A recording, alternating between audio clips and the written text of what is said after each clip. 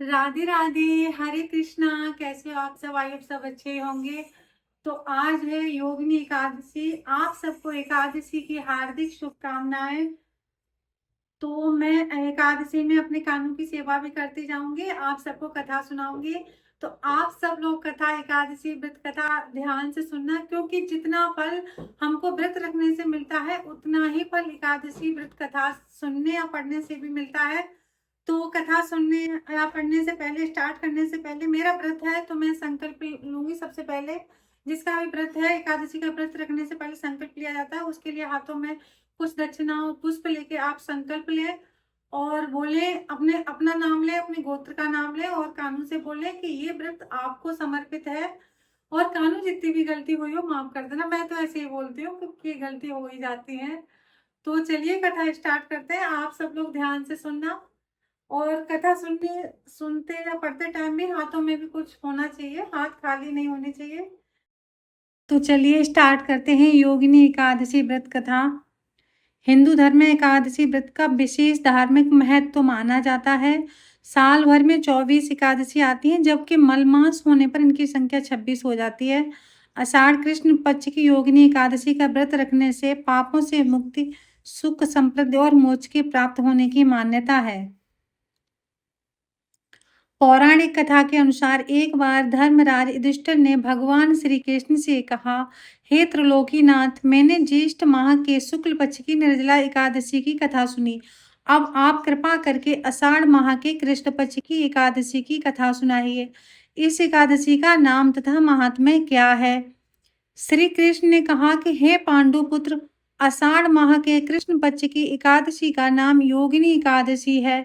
इसके व्रत से सभी पाप नष्ट हो जाते हैं। यह व्रत इस लोक में भोग तथा परलोक में मुक्ति देने वाला है।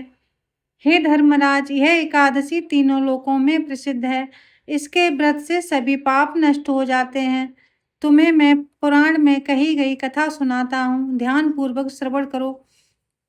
कुबेर नाम का एक राजा अलकापुरी नाम की नगरी में राज्य करता था।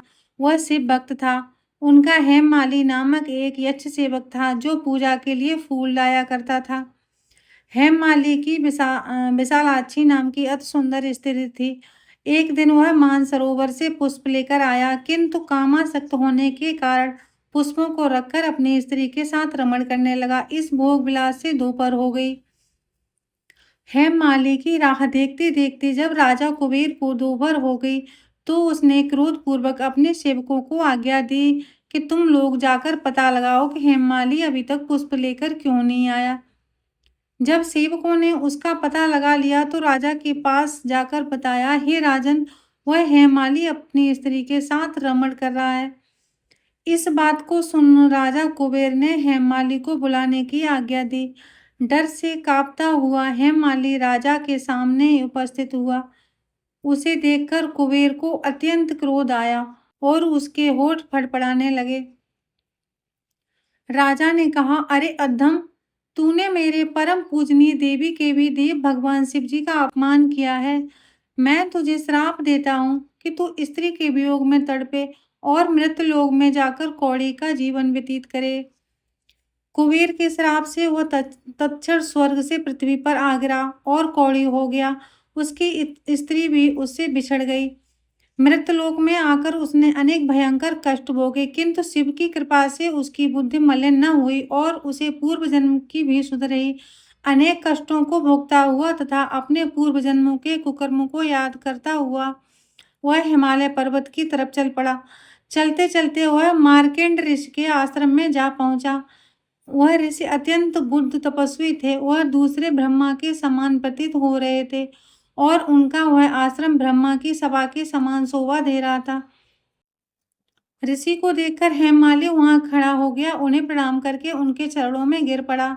हेममाली को देखकर मार्केंड ऋषि ने कहा, तुम कौन से निष्कृष्ट कर्म किए हैं जिससे तू कौड़ी हुआ है और भयानक कष्ट भोग रहा है? महर्षि की बात सुनकर हेममाली बोला, हे मुनिश्रेष्ठ, मैं राजा कुबेर का अनुचर था। मेरा नाम हेममाली है। मैं प्रतिदिन मानसरोवर में फूल लाकर शिव पूजा के समय कुबेर को दिया करता था। एक दिन पत्नी रमण के सुख में फंस जाने के कारण मुझे समय का ज्ञान नहीं रहा और दोपहर तक पुष्प न पहुंचा सका। जब उन्होंने मुझे साफ श्राप दिया कि तू अपनी स्त्री का वियोग और मृतलोक में जाकर कौड़ी बनकर दुख भोग। इस कारण मैं कौड़ी हो गया हूँ तथा पृथ्वी पर आकर भयंकर कष्ट भोग रहा हूँ। अतः कृपा करके आप कोई ऐसा उपाय बतलाइए जिससे मेरी मुक्ति हो। मार्कंड ऋषि ने कहा, हे माली, तूने मेरे सन्मुख सत्य वचन कहे, इसलिए मैं तेरे उद्धार के लिए एक व्रत बताता हूँ। यदि तू आषाढ़ माह के शुक्ल पक्ष की योगिनी नामक एकादशी का विधान पूर्वक व्रत करेगा तो तेरे सभी पाप नष्ट हो जाएंगे। महर्षि के वचन सुन हेममाली अति प्रसन्न हुआ और उनके वचनों के अनुसार योगिनी एकादशी को विधि विधान पूर्वक व्रत करने लगा। इस व्रत के प्रभाव से उसने पुराने स्वरूप में आ गया और अपनी स्त्री के साथ सुखपूर्वक रहने लगा। भगवान श्री कृष्ण ने कहा, हे राजन, इस योगिनी एकादशी की कथा का फल 88,000 ब्राह्मणों को भोजन कराने के बराबर है। इसके व्रत से सभी पाप नष्ट हो जाते हैं और अंत में मोक्ष प्राप्ति करके प्राणी स्वर्ग का अधिकारी बनता है। तो ये थी योगिनी एकादशी की व्रत कथा जो मैंने आप सबको सुनाई। आप सबको कैसी लगी? और साथ साथ में अपने मैं कान्हों की सेवा करती रही। तो ये था हमारी एकादशी व्रत कथा और हमने अपने लाला की सेवा कैसे की।